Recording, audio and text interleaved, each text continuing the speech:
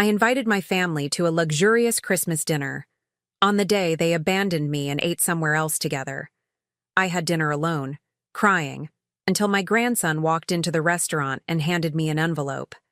When I opened it, that key and DNA test changed everything. I'm glad to have you here. Follow my story until the end and comment the city you're watching from, so I can see how far my story has reached.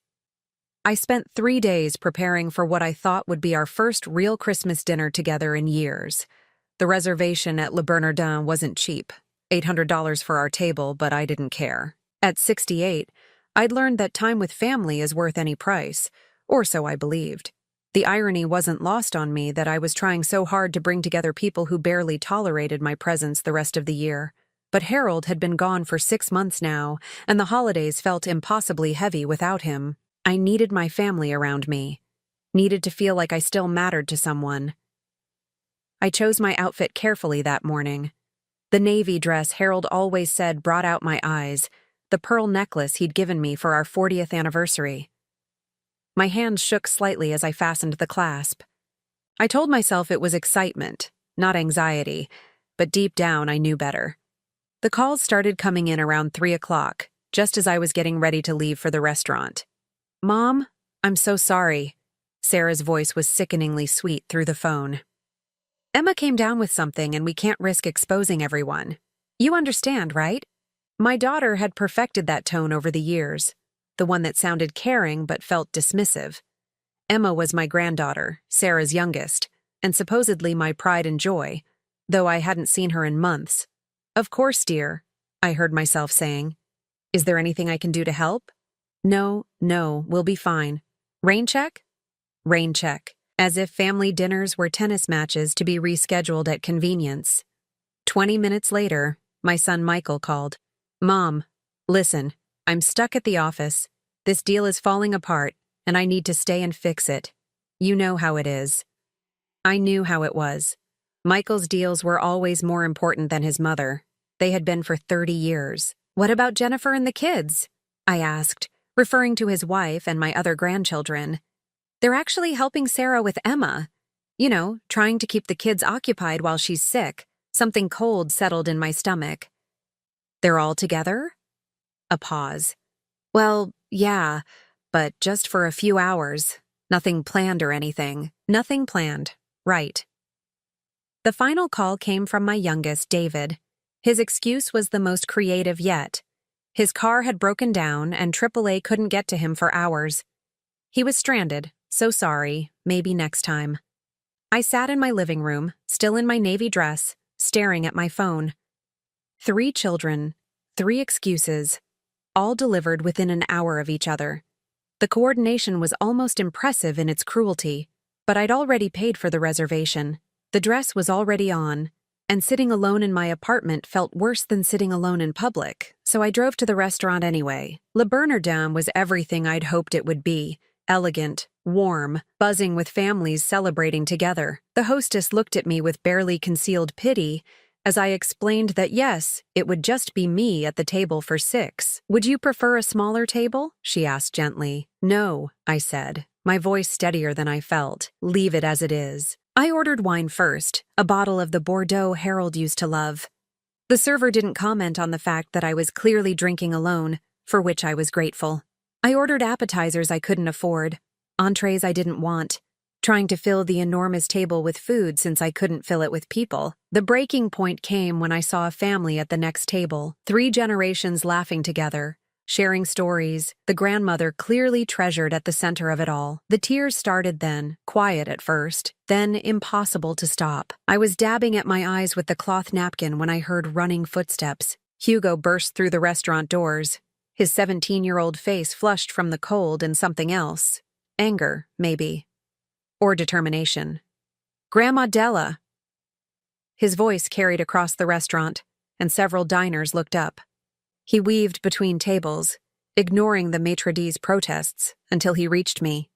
His dark hair was disheveled, his coat half-buttoned like he'd dressed in a hurry. "Hugo?" I stood up, confused. "What are you doing here? Aren't you with your mother and the others?" He was breathing hard, like he'd been running for blocks. In his hand was a manila envelope, thick and official-looking. His eyes were bright with tears he was trying not to shed. "I had to find you," he said, his voice cracking slightly. "I couldn't let them do this to you anymore." "Do what? Honey? What are you talking about?" He glanced around the restaurant, then back at the envelope in his hands. "They're all together, Grandma. At Romano's. 3 blocks from here. They've been planning this for weeks." My knees felt weak. I sank back into my chair. "Planning what?" Hugo's jaw clenched in a way that reminded me painfully of Harold when he was angry. "The dinner wasn't the real plan. They needed you out of the way tonight because—" He held up the envelope. "Because of this." I stared at the envelope like it might bite me. "What is it?" "It's from Grandpa Harold's lawyer. It came to Mom's house today." His voice dropped to a whisper. "It's his will, Grandma.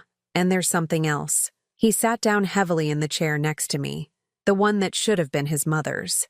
"They made me come with them to Romano's, said it was a family meeting about taking care of Grandma Della's future. But when the lawyer started reading—" Hugo's hands were shaking now as he placed the envelope on the table between us. "Everything's yours, Grandma. The house upstate, the investments, everything. Grandpa left it all to you." The restaurant seemed to fade around us. "That's wonderful, sweetheart. But why would that upset everyone? I mean, I am his widow. Because they've been telling everyone, including me, that Grandpa was leaving most of it to them. Mom's been planning to renovate the upstate house. Uncle Michael was going to use the investments for his business. Uncle David was going to sell some of it to pay off his debts." My mouth went dry. "How long have they known about the will?" "Months," Hugo said quietly. "Maybe longer. But there's more, Grandma. There's something else in here they don't want you to see." He reached into the envelope and pulled out what looked like laboratory results. "It's a DNA test, Grandma.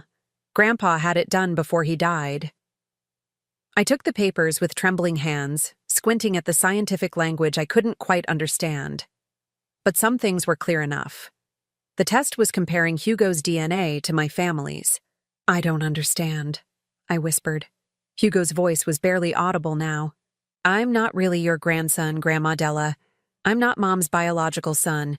She adopted me when I was 2, but she never told you the truth. She's been using me all these years to get money from you and Grandpa, pretending I was blood family." The papers fluttered from my hands to the floor. The wine glass tipped over, red liquid spreading across the white tablecloth like blood.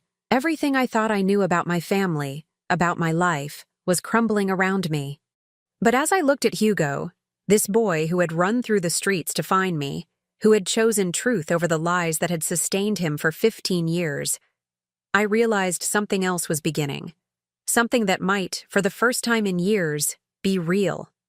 Hugo helped me to the restroom where I splashed cold water on my face and tried to process what he'd just told me. My reflection in the mirror looked older than my 68 years.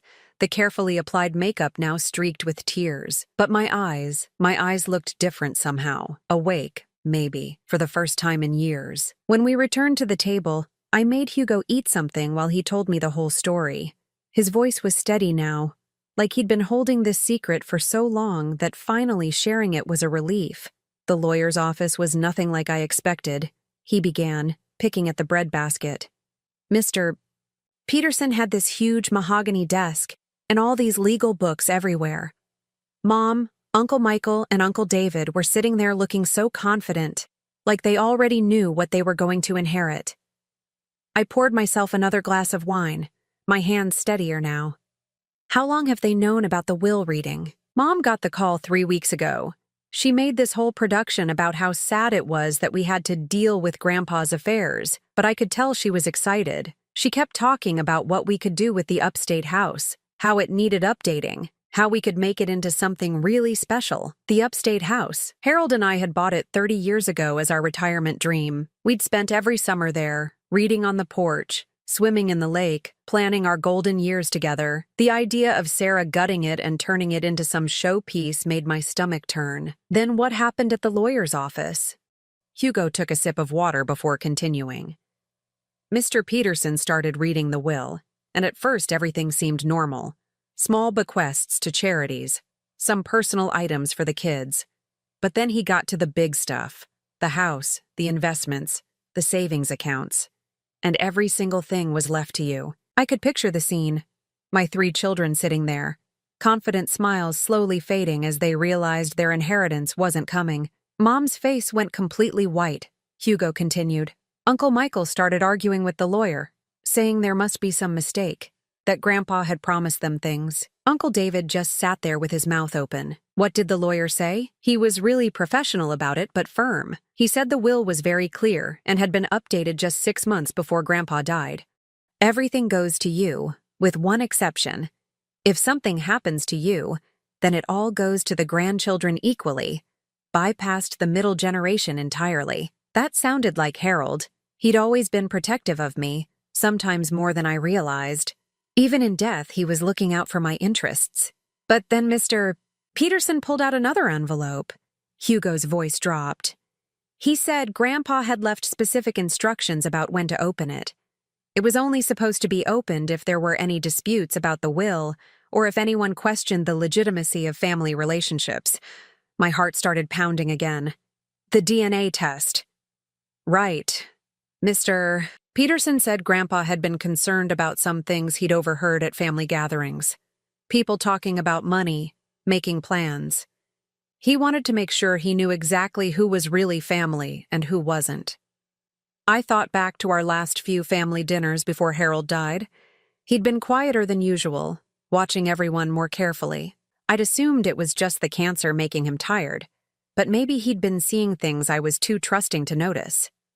So the lawyer opened the envelope right there? Hugo nodded. The DNA results showed that I'm not biologically related to anyone in that room. Not Mom, not the uncles, not you. And there was a letter from a private investigator Grandpa had hired. A private investigator? Yeah. Apparently, Mom had been lying about my adoption for 15 years. The story she told everyone, that I was the son of some distant cousin who died in a car accident, it was all made up. She got me through an informal adoption from a teenage mother who couldn't keep me. There are no blood ties to your family at all. I sat back in my chair, feeling like I'd been punched. But why would she lie about that?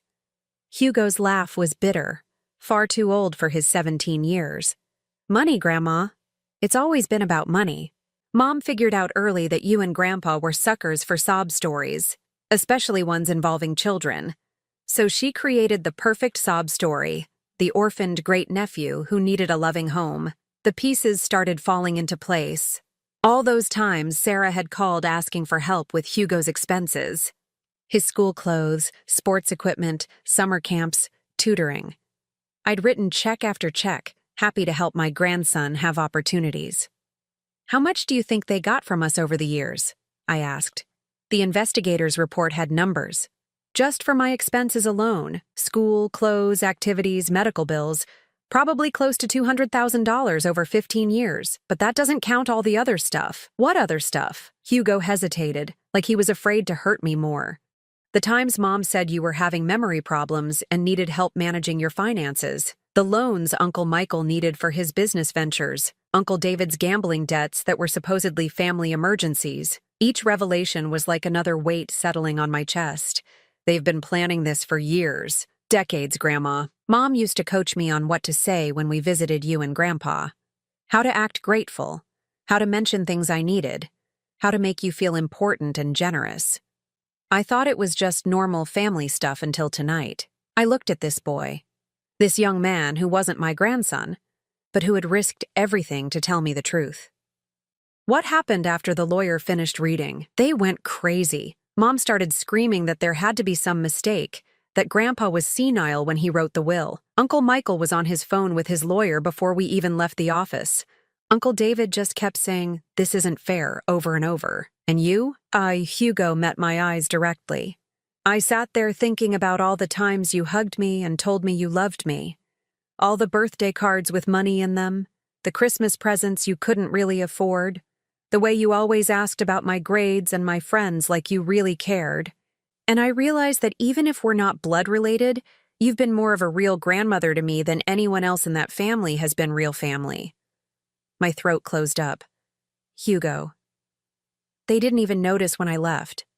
They were too busy planning how to contest the will, how to prove Grandpa was incompetent, how to get what they think they deserve.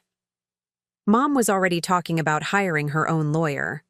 So, you came here. I took the subway and ran the last 8 blocks. I couldn't let them do this to you anymore, Grandma.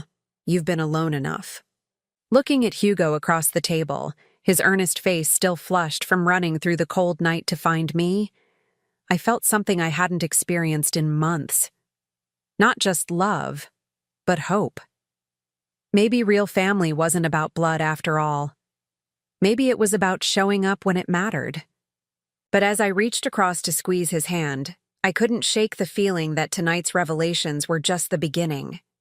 If my children had been lying about Hugo for 15 years, what else had they been hiding?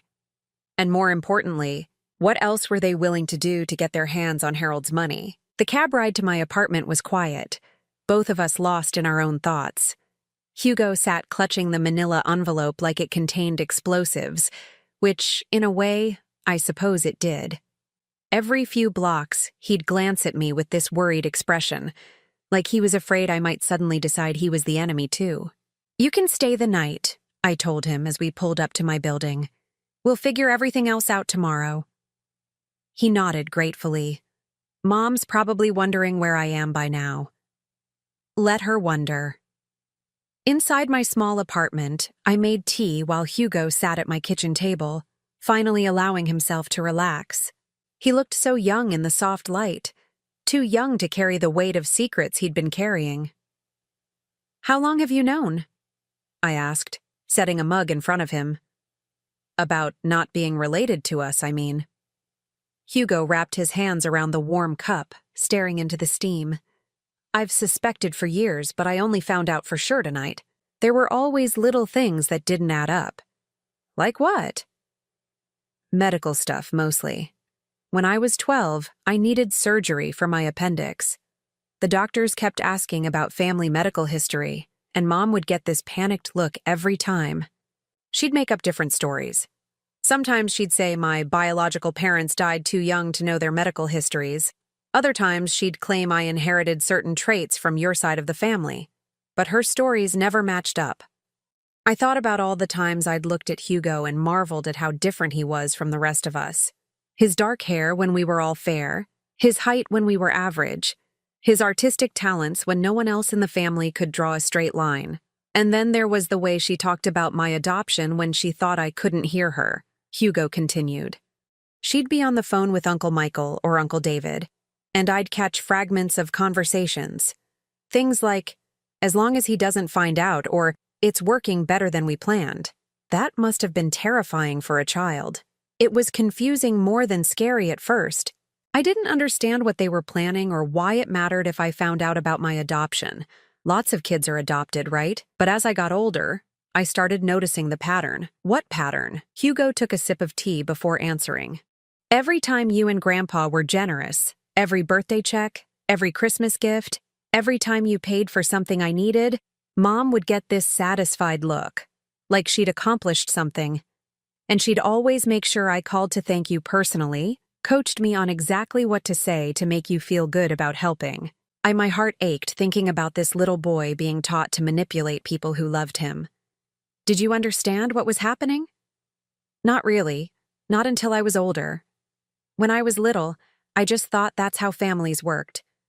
But around 13 or 14, I started paying more attention to how Mom talked about money, how she'd time her requests for help, how she'd bring me along when she wanted to ask you and Grandpa for something. She used you as emotional leverage. Exactly. She'd have me wear my school uniform when we visited if she wanted to talk about tuition costs. She'd make sure I mentioned if I needed new clothes or sports equipment. She'd even coach me to look sad if she was planning to ask for money for some emergency. I set down my teacup harder than I intended, anger rising in my chest. That's despicable. The worst part was that I genuinely loved spending time with you and Grandpa. Those weren't fake feelings, even if the circumstances were orchestrated. You two were the only adults in my life who seemed to care about what I was thinking and feeling, not just what I could do for you. That broke something inside me. This boy had been starved for genuine affection, while being used as a tool for financial manipulation. Hugo, honey, I need you to know that our love for you was never conditional on whether you were biologically related to us. His eyes filled with tears he'd been holding back all evening. I hoped that was true, but I wasn't sure. I've spent years wondering if you'd still care about me if you knew the truth. Well, now you know. We sat in comfortable silence for a few minutes, both processing the enormity of what had been revealed. Then Hugo spoke again, his voice quieter. There's something else I need to tell you about tonight. Something that happened after I left the lawyer's office. What? I didn't go straight to find you. First, I went back to Mom's house to get some of my things. I thought maybe I could avoid the confrontation, just disappear for a while until things calmed down. But they were already there, and they were planning something. My stomach clenched. What kind of planning? They were on conference call with some lawyer Uncle Michael knows. They were discussing how to challenge the will, but not just on the grounds of Grandpa's mental competency. They want to challenge my right to any inheritance as a fraudulent heir. What does that mean? Hugo's hands shook slightly as he set down his teacup. It means they're planning to throw me under the bus to save themselves. They want to argue that because I'm not really family, any gifts or money you and Grandpa gave me over the years were obtained under false pretenses. They think if they can prove fraud, they can void parts of the will. The cruelty of it took my breath away. They're willing to destroy a 17-year-old boy to get their hands on money. It gets worse, Grandma. They were also talking about having you declared incompetent. What? Uncle Michael was saying that your poor judgment in continuing to support me after learning the truth about my adoption could be evidence of diminished mental capacity. They think if they can prove you're not mentally fit to handle your inheritance, they can get themselves appointed as your guardians and control the money that way. I felt like the walls were closing in around me. My own children weren't just willing to steal from me. They were prepared to destroy my autonomy, my dignity, my relationships, anything that stood between them and Harold's money. Did they see you listening? No, I was in my room with the door cracked. But I heard enough to know that they're meeting with the lawyer tomorrow morning to start the process. Mom was talking about finding doctors who would testify about your mental state. Uncle David was researching guardianship laws. And Uncle Michael was already calculating how to divide the inheritance once they get control of it. And what about you? What happens to you in their plan? Hugo's smile was bitter and far too mature for his age. I become the victim they're protecting you from, the con artist who manipulated a poor old woman out of her money. They're planning to paint themselves as the loving children who discovered the fraud and stepped in to save their mother from further exploitation. The beautiful thing about hitting rock bottom, I realized, is that you finally stop being afraid of falling. My children had revealed themselves to be capable of any betrayal, any cruelty, in service of their greed. There was nothing left for them to take from me except my dignity, and I'd be damned if I'd let them have that too. Hugo, I said, my voice steadier than it had been all evening. How would you feel about helping me beat them at their own game? For the first time since he'd burst into the restaurant, Hugo smiled. A real smile, full of hope and determination. I'd feel like finally, someone in this family is fighting back. Good, I said, reaching for Harold's address book, because tomorrow we're going to pay a visit to Mr. Peterson ourselves. And then we're going to that house upstate to see what other surprises Harold might have left for us.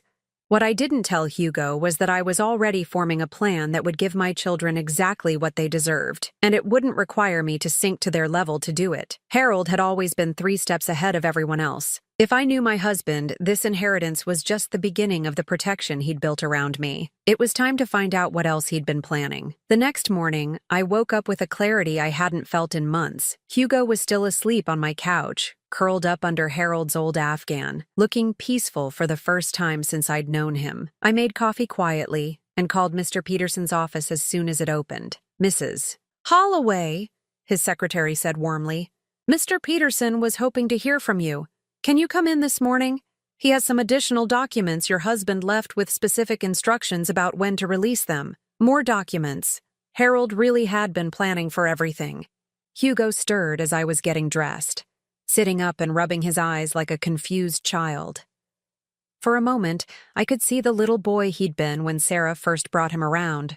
Sweet, uncertain, trying so hard to please everyone. How are you feeling? I asked. Like I slept for the first time in years, he said, and I knew exactly what he meant. We took a cab to Mr. Peterson's office, a modest building downtown that had been Harold's lawyer's practice for over 30 years. Peterson himself was probably close to my age, with kind eyes behind wire-rimmed glasses and the patient demeanor of someone who'd spent decades helping families navigate their worst moments. "Mrs. Holloway," he said, standing as we entered his office. "And you must be Hugo. Your grandfather spoke about you often." Hugo looked surprised. "He did?" "Oh, yes. He was very concerned about your welfare. In fact, that's part of why we're here today." Mr. Peterson gestured for us to sit. "Your husband left very specific instructions about additional materials to be shared if anyone attempted to challenge the will or questioned family relationships." He pulled out another manila envelope, thicker than the one Hugo had brought me last night. These documents weren't part of the formal will reading because Harold hoped they wouldn't be necessary. "But given what happened yesterday evening with your other children, I think it's time you saw them." My hands trembled as I opened the envelope. Inside were photographs, bank statements, phone records, and what looked like transcripts of conversations. "Harold hired a private investigator 18 months ago," Mr. Peterson explained. "He'd become suspicious about some of the financial requests from your children and wanted to understand what was really happening." The first photograph showed Sarah coming out of a luxury spa, the kind that cost more per visit than most people spent on groceries in a month. The date stamp showed it was taken 3 days after she'd called me crying about being unable to afford Hugo's school supplies. "She told me she was working extra shifts as a nurse to make ends meet," I whispered. The next photo showed Michael at an expensive restaurant, clearly entertaining clients, champagne bottles on the table. The receipt stapled to the back showed a bill for over $800. On the same day, he'd borrowed $3,000 from me for emergency medical expenses. But it was the bank statements that really told the story. Page after page showing deposits from me and Harold, followed immediately by transfers to luxury retailers, vacation resorts, and high-end purchases. None of the money we'd given them for emergencies had gone to emergencies at all. "There's more," Mr. Peterson said gently. "Audio recordings. Harold recorded them? And with their knowledge, actually. He started insisting on putting family meetings on speakerphone, claiming his hearing was getting worse and he needed the volume. What they didn't know was that he was also recording. He handed me a small digital device with earphones. This conversation took place 6 weeks before Harold passed away. Your children had requested a family meeting to discuss your future care needs." I put in the earphones with shaking hands and pressed play. Sarah's voice came through clearly. "Mom's getting more forgetful, Dad. We're worried about her living alone." "She seems fine to me," Harold's voice responded, but I could hear the wariness in his tone. "Well, she wouldn't seem confused to you because you're with her all the time," Michael's voice chimed in. "But when we visit, she repeats herself a lot, forgets conversations we've had." I paused the recording, looking at Mr. Peterson in confusion. "I don't repeat myself. My memory is fine. Keep listening," he said sadly. David's voice. "The thing is, Dad, if something happens to you, we need to make sure Mom is protected. Maybe we should start getting more involved in her finances now, while you're still here to help transition things." "What kind of involvement?" Harold asked. Sarah again. "Just basic stuff. Maybe she could add one of us to her bank accounts, give us power of attorney for emergencies. You know how overwhelming financial decisions can be for women her age." Women her age. I was 67 at the time, not 90. "She's perfectly capable of managing her own affairs," Harold said firmly. "Of course she is right now," Michael responded smoothly. "But we're talking about being proactive, planning ahead. And honestly, Dad, some of the money you two have been spending seems unnecessary." "Like what?" "Well, like all the money on Hugo," David jumped in. "I mean, we love the kid, but he's not even really family. And the amounts you're spending on him could be going toward Mom's long-term care." My blood went cold. Hugo, sitting beside me, had gone completely still. Harold's voice was dangerous now. "Hugo is absolutely family, and what we choose to spend on him is none of your concern." "Dad, be realistic," Sarah said. "He's an adopted kid who's going to be 18 soon and out of our lives anyway. The money you're putting toward his college fund could pay for a really nice assisted living facility for Mom when the time comes. Your mother doesn't need assisted living. Not yet, Michael agreed. But if we start planning now, get the legal framework in place, it'll be so much easier when the time comes. Maybe you should consider updating your will too, making sure everything's set up to protect Mom from having to make difficult decisions alone. The recording went on for another 20 minutes. My children systematically laying out their plan to strip away my autonomy and independence while convincing Harold it was for my own good. They painted a picture of me as a declining, helpless woman who needed their protection from my own poor judgment. What was most chilling was how reasonable they sounded, how they framed every suggestion as being motivated by love and concern. When the recording ended, I sat in silence for a long moment. Mr. Peterson handed me a tissue. "There are 12 more recordings like this," he said, "each one showing a pattern of your children trying to gain control over your finances while systematically undermining your competency in your husband's eyes." But Harold saw through it. Completely. He was furious. That's when he hired the investigator and started making plans to protect you. Mr. Peterson pulled out another document. "This is a comprehensive financial analysis of every dollar you and Harold gave your children over the past 15 years. The number at the bottom of the page made me dizzy. $847,000. Almost $1 million, I breathed. Money that was supposed to go toward emergencies, medical bills, education, basic living expenses. The investigator tracked where it actually went. He flipped to another page. Luxury vacations, designer clothes, expensive cars, home renovations, spa treatments, high-end electronics. Your children have been living a lifestyle far above their means, funded entirely by your generosity." Hugo spoke for the first time since we'd arrived. They were never struggling. "Not even close," Mr. Peterson confirmed. "And they've been planning this inheritance grab for years.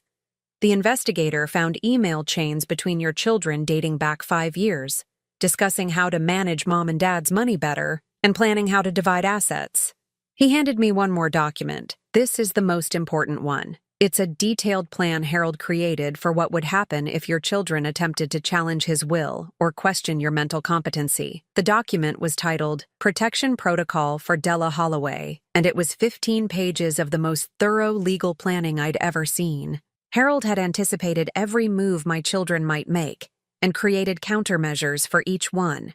"He's given you multiple ways to protect yourself," Mr. Peterson explained. "Legal, financial, and even personal safety measures. But the most important thing is this." He pointed to a clause near the end. "Any heir who challenges the will or attempts to have you declared incompetent automatically forfeits any claim to the estate, and their portion goes directly to you. So if they try to fight this, they lose everything." Harold made sure of that. He also set up a trust that becomes active if anyone tries to challenge your mental competency. It immediately places all assets under the control of an independent trustee until the challenges are resolved. I looked at Hugo, who was reading over my shoulder, his eyes wide with amazement. "Your grandfather really did think of everything," Mr. Peterson said. "But there's one more thing. He left you a letter to be opened only after you'd seen all this evidence. He handed me a sealed envelope with Harold's handwriting, 'For my beloved Della, when you're ready to fight back.' As I tore open the envelope, I realized that Harold hadn't just left me an inheritance. He'd left me the tools to reclaim my life and protect the people who truly mattered. Like the young man sitting beside me, who'd risked everything to tell me the truth. My children thought they were 3 steps ahead, but Harold had been playing a completely different game. And now it was my turn to make the next move. The drive to the upstate house took 2 hours, Hugo and I mostly silent as we wound through the familiar roads Harold and I had traveled together for 3 decades. Every curve brought back memories. The first time we'd seen the property, the summers we'd spent renovating it ourselves, the quiet evenings on the porch watching the sunset over the lake. I'd read Harold's letter twice before we left Mr. Peterson's office, and I was still processing his words. The man I'd lived with for 45 years had known things about our children that I'd been too trusting to see. But more than that, he'd loved me enough to spend his final months building a fortress around me. "Are you nervous?" Hugo asked as we turned into the long gravel driveway. I don't think nervous is the right word, I said, looking at the house rising before us. I think I'm ready. The house looked exactly as we'd left it the weekend before Harold's diagnosis. Same blue shutters, same wraparound porch, same flower boxes that would need planting soon. But knowing it was truly mine now, that Harold had made sure of it, changed everything about how it felt. Hugo helped me with the key Mr. Peterson had given us, not the old key we'd always used, but a new one Harold had apparently made. Inside, the house smelled like the lavender sachets I'd left in all the drawers, mixed with the faint scent of the wood polish Harold had always insisted on using. It's beautiful, Grandma, Hugo said, looking around the main room with its stone fireplace and walls lined with books. I can see why Mom wanted to renovate it. Your mother wanted to gut it, I corrected. She always said it was too old-fashioned, too small, too quiet. She wanted to turn it into some kind of showplace. I walked through the room slowly, remembering. The kitchen where Harold and I had cooked together every morning. The reading nook where we'd spent rainy afternoons. The bedroom where we'd planned our retirement dreams. But it was in Harold's study that I found what he'd left for me. The room looked normal at first glance. His desk still covered with the crossword puzzles he'd never finished. His reading glasses still folded on top of a half-read biography. But there was an envelope on his desk that hadn't been there before. My name written in his careful handwriting. This is it, I whispered, my hands shaking as I picked it up. Hugo stood quietly in the doorway as I sat in Harold's chair and opened the envelope. Inside were 3 sheets of his cream-colored stationery, covered with the writing I knew as well as my own. My dearest Della, it began, and I had to stop reading for a moment to compose myself. If you're reading this, it means our children have shown you who they really are, and you've finally seen what I've been seeing for years. I'm sorry, my love. I'm sorry you had to discover their true nature this way, and I'm sorry I couldn't protect you from this pain while I was still with you. But I want you to know that every decision I made about our estate, every precaution I took, every document I had prepared, all of it was done out of love for you. Not anger at them, though God knows I was angry. Love for you, and determination that you would never be at their mercy. I know you think you failed as a mother. You've said it to me so many times over the years, especially after particularly difficult encounters with Sarah, Michael, or David. You've blamed yourself for their selfishness, their entitlement, their coldness toward you. But Della, sweetheart, you didn't fail. They did. You gave them everything a parent should give: love, support, guidance, opportunities. You sacrificed your own dreams to help them achieve theirs. You worked extra shifts to pay for their educations, went without things you wanted so they could have what they needed, and you never once made them feel guilty for the burden. The problem was never your love, Della. The problem was that they learned to see your love as weakness, your generosity as something they were entitled to, your forgiveness as permission to hurt you again. I watched it happen gradually over the years. Each time you bailed them out of financial trouble they'd created themselves. Each time you forgave them for missing important events in your life. Each time you made excuses for their behavior to other people. They learned that there were no consequences for treating you badly, so they kept pushing further. I should have intervened sooner. I should have insisted we stop enabling them years ago. But I knew how much you loved them, and I couldn't bear to be the one to make you choose between your husband and your children. So I stayed quiet and watched them break your heart over and over again. But when they started talking about managing your finances and questioning your mental competency, I couldn't stay quiet anymore. The things they said about you when they thought I wasn't listening, the way they talked about you like you were already gone, like you were an obstacle to their inheritance rather than their mother, it made me realize they were capable of anything. So I made my plans, not to punish them, though they deserve punishment. I made my plans to protect you. Every dollar I left you is yours to do with as you choose. Every legal protection I put in place is there to ensure your independence. Every piece of evidence I gathered is there to defend you if they try to paint you as incompetent. But more than that, Della, I wanted to make sure you understood something. You are not responsible for their choices. You are not obligated to sacrifice your peace for their greed. You are not required to set yourself on fire to keep them warm. The woman I married 45 years ago was strong, independent, and capable of anything she set her mind to. The only thing that changed over the years was that you let other people convince you otherwise. But that woman is still there, my love. She's been waiting for permission to stand up for herself. Consider this letter your permission. Hugo is a good boy, Della. I know he's not our biological grandson, but he's shown more loyalty and love to our family than our own children ever have. If you choose to keep him in your life, you have my complete support. If he chooses to stay with you instead of them, I think you'll both be better for it.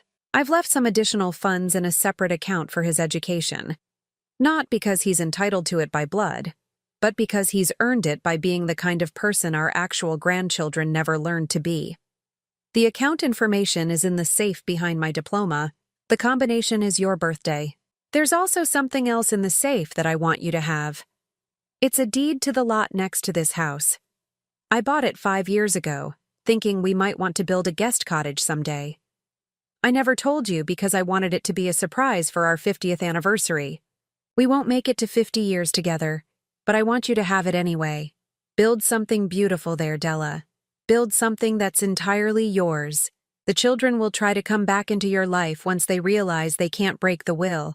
They'll apologize, make promises, swear they've changed. They'll use whatever emotional leverage they think will work.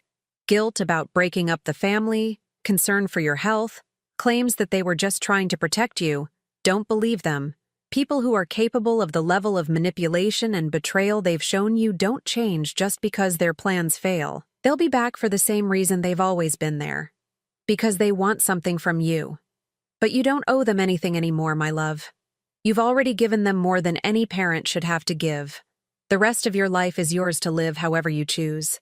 I hope you choose to be happy. I hope you choose to travel to all those places we talked about visiting. I hope you choose to spoil yourself the way you spent your whole life spoiling everyone else. I hope you choose to surround yourself only with people who love you for who you are, not what you can give them. And I hope you know, every single day, how much you were loved, not just by me, though I loved you more than I ever found words to express, but by everyone whose life you touched with your kindness, your generosity, your enormous heart. You are enough, Della. You have always been enough, and you deserve every good thing life has to offer. All my love, always and forever, Harold P.S. The wine cellar has been restocked with that Bordeaux you love. I may be gone, but I'm still taking care of you. By the time I finished reading, tears were streaming down my face, but they weren't tears of sadness. They were tears of relief, of recognition, of feeling truly seen and loved for the first time in years. Hugo had quietly entered the room and was sitting in the chair across from the desk, his own eyes wet with tears. "He really loved you," he said softly. "He really did." I folded the letter carefully and held it against my chest. And he was right about everything.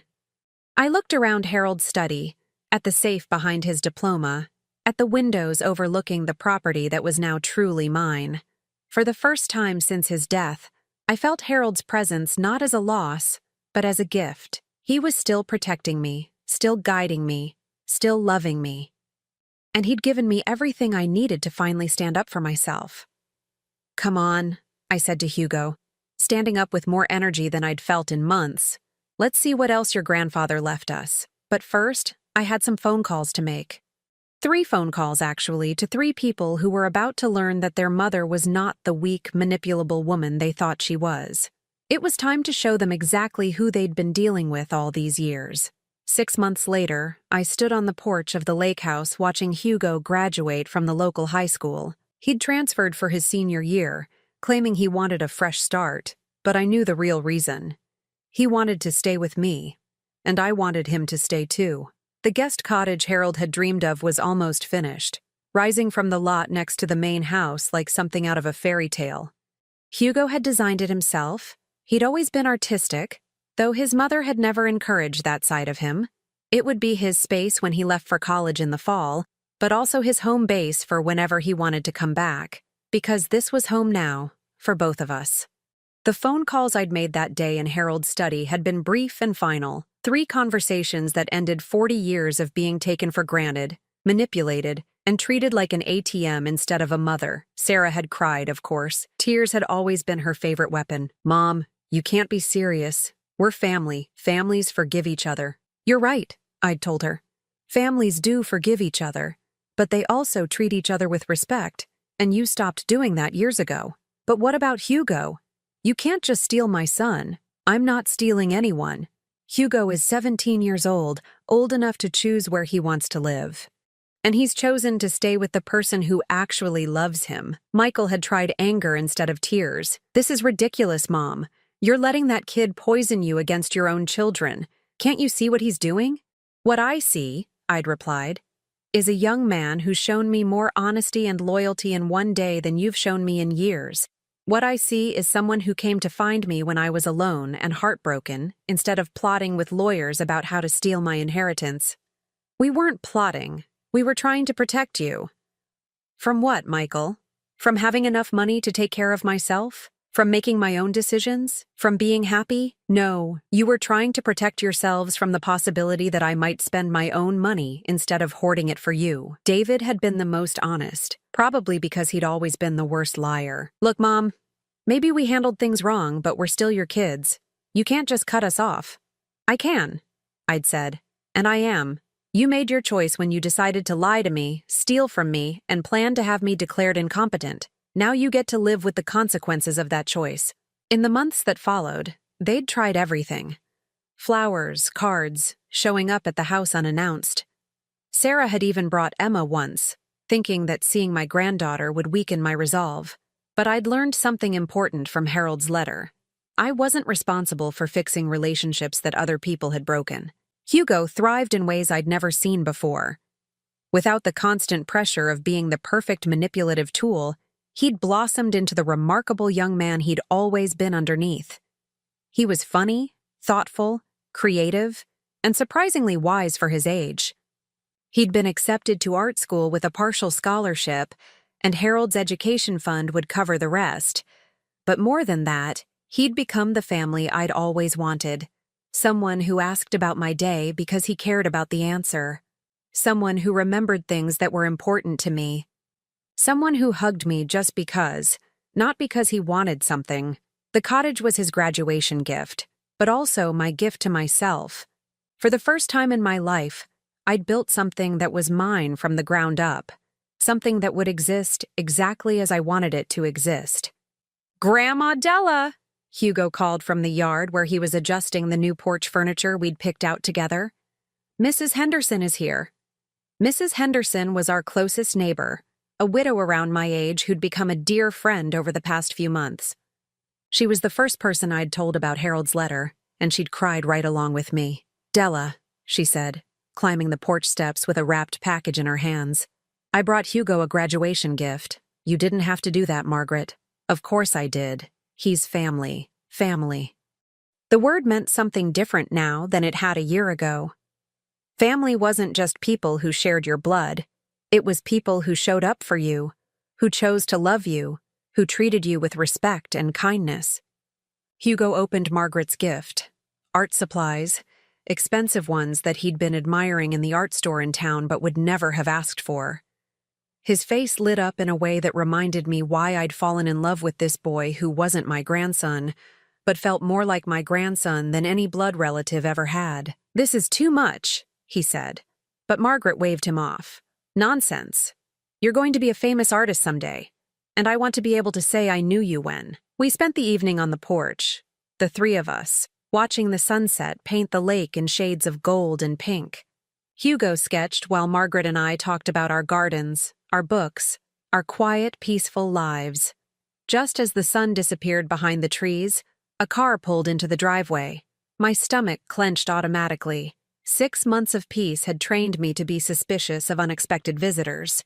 But it was just Dr. Morrison from town, making his weekly check on Margaret's blood pressure medication.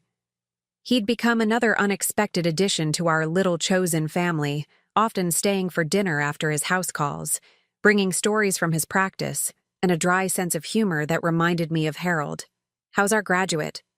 he asked Hugo, settling into the fourth porch chair we'd added just for him. "Officially done with high school as of this morning," Hugo grinned. and officially terrified about college. Good, Dr. Morrison said. Being a little scared means you're paying attention. As the evening wore on, our little group grew. Tom from the hardware store stopped by to drop off the mailbox Hugo had ordered for the cottage, custom made with his initials and a small painted design. Jenny from the bookstore brought a bottle of wine to celebrate Hugo's graduation and ended up staying for dinner. This was my life now. Not the grand social circle my children had always thought I should want, but something better. A community of people who genuinely cared about each other, who showed up not because they had to, but because they wanted to. Around 10 o'clock, as our impromptu party was winding down, my phone rang. I almost didn't answer it. After months of ignoring calls from my children, it had become habit. But the number was unfamiliar, so I picked up. Mrs. Holloway, this is Amanda Peterson, James Peterson's daughter. I'm sorry to call so late, but I wanted to let you know that we executed the final part of your husband's instructions today. Mr. Peterson had passed away 2 months ago, and his daughter had taken over his practice. She'd been handling the last details of Harold's estate planning. What instructions? The charitable donations. Your husband set up a fund to be distributed to local charities 6 months after the will was finalized, assuming there were no successful challenges to its terms. Since your children's legal challenges were dismissed, we were able to distribute the funds today. How much? $200,000, Mrs. Holloway, split between the Children's Hospital, the Women's Shelter, and the literacy program at the library. Your husband left specific instructions that the donations be made in your name. In my name. Even in death, Harold was making sure people knew that I was a woman of substance, a woman who gave back to her community, a woman worthy of respect. After I hung up, I sat quietly for a moment, watching Hugo help Margaret down the porch steps to Dr. Morrison's car. Jenny was packing up leftover cake to take home to her teenage daughter. Tom was telling some elaborate story that had everyone laughing. This was Harold's final gift to me. Not just the money or the house or the legal protections, but the permission to build a life that made me happy. Permission to stop trying to earn love from people who were incapable of giving it, and to accept love from people who offered it freely. Hugo came back up onto the porch and sat in the chair next to mine. Good day? He asked. The best, I said, and meant it. Grandma Della, he said quietly. I know I'm not really your grandson. I know the DNA test proved that, but you're the realest family I've ever had. I reached over and took his hand. This young man who'd risked everything to tell me the truth, who'd chosen me when choosing me, cost him everything else he'd known. Hugo, I said, blood doesn't make family. Love makes family. Choice makes family. Showing up makes family. And you've been more family to me than anyone else in my life. We sat in comfortable silence, watching the stars reflect on the lake, listening to the peaceful sounds of the night. Tomorrow, Hugo would start packing for college. In the fall, I'd drive him to school and help him move into his dorm room, just like any proud grandmother would do. And when he came home for holidays, it would be to this house, to this life we'd built together, to this family we'd chosen. My children would probably keep trying to come back into my life. They'd probably show up at holidays, claim they'd changed, try to guilt me into forgiveness. But I had Harold's letter in my dresser drawer, and I read it whenever I needed reminding of who I was and what I deserved. I deserved peace. I deserved respect. I deserved to be loved for who I was, not what I could provide. And sitting here on this porch, surrounded by people who saw me clearly and loved me anyway, I finally had all three. The lake was perfectly still, reflecting the stars like a mirror. Everything was exactly as it should be. Everything was exactly as Harold had planned it to be. And for the first time in years, I was exactly who I was meant to be. Now I'm curious about you who listened to my story. What would you do if you were in my place? Have you ever been through something similar? Comment below. And meanwhile, I'm leaving on the final screen 2 other stories that are channel favorites, and they will definitely surprise you. Thank you for watching until here.